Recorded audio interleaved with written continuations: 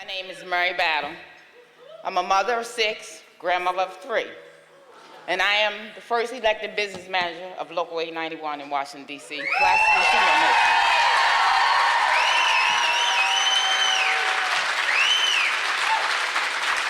I would first like to thank Deborah Chapman for inviting me to say a few words here today.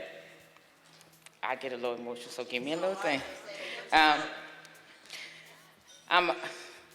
The way I got into the trade is a friend of mine invited me to go to Job Corps, where the Job Corps had a buddy-buddy system to go to Job Corps. So when it was time to go to Job Corps that morning, November the 16th, 1982, she didn't show up. So I decided to go anyway. When I got to Job Corps, I decided to take nursing assistance. I did that, did the clinicals. When I went on the job training, I knew it wasn't for me. The first day I went back and I told the teacher, this is not for me, I cannot do this. I was having to walk by the cement mason shop, and I walked in and I asked Mr. Rosella Scott, who was the instructor at the time, I would like to do the trade. And he told me, this is not a trade for young ladies. And I told him, give me the same opportunity you give the men. 4 months later, I was posted my first assignment with MTI Construction Company.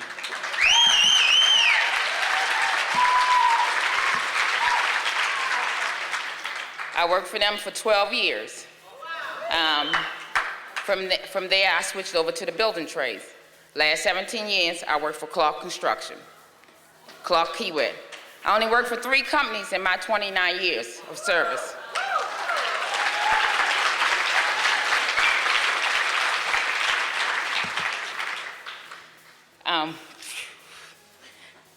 The most interesting job I had was a government job, but I cannot tell y'all too much about.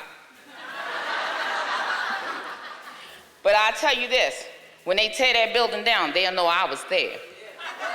Because I took my pay stub and a few other little things and put them in a plastic bottom and put them in the concrete. So when they tear it down, they're gonna know I was there.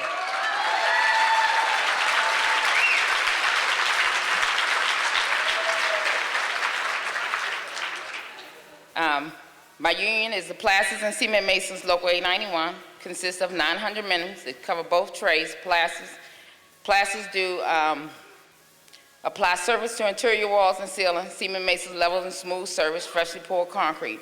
We only have 5 women enrolled in our union. It is my priority to get more women involved in our local. In the beginning, I knew it would be a challenge working with men in what they believed to be a position only for them. I had to make them respect me by pulling my own weight. When the men saw I was pulling my weight, they had my back in any situation. The trade has given me many opportunities. I was the first female vice president of my local, first female board of trustees of my local, and now the first female business manager of local OPM site since it was inducted in 1864.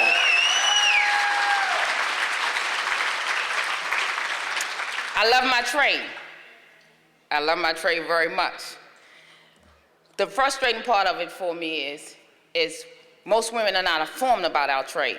Like, people I walk around here and talk to from yesterday to today always say it's a hard job. It's not a hard job, it's hard dealing with the people you work with.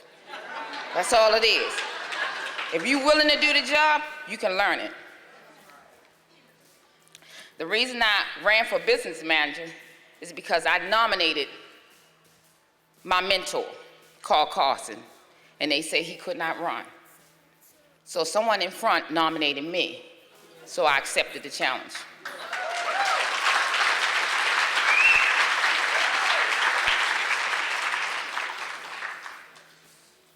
A few years ago, my husband, I said a few years ago I was gonna retire, because I had my 30 years in. All I had to do was wait on my age. So I told my husband I was retired. When I accepted the business manager position, he asked me a few days ago, well, when are you going to retire? And I said, I don't know. I got to make the union stronger, make it better. I want to make it better and stronger for us. So when I build up the stability in our local and make it more stronger and everything, then I'll be ready to retire. My advice to all women, no matter what anybody tell you, no matter what they say, no matter how much negativity, don't quit. Do not quit. No matter what they say, don't quit. Do not quit. Because you're going to run into a whole lot of stuff.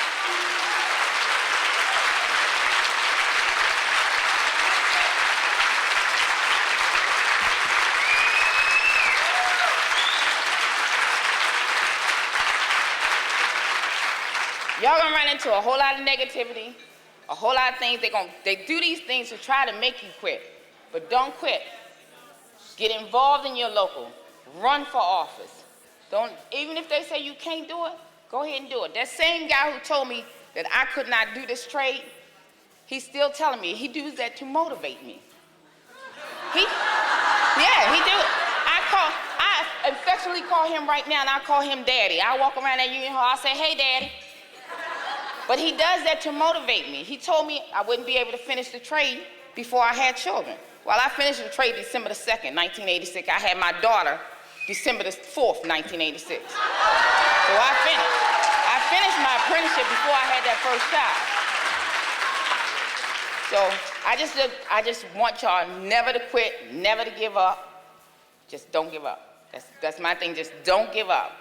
Work, get involved, be involved in everything. Because when you get involved, it affects you. You know, you want to make changes, you got to get involved in your local. You have to get involved, no matter what. So my advice is just don't give up. Thank y'all.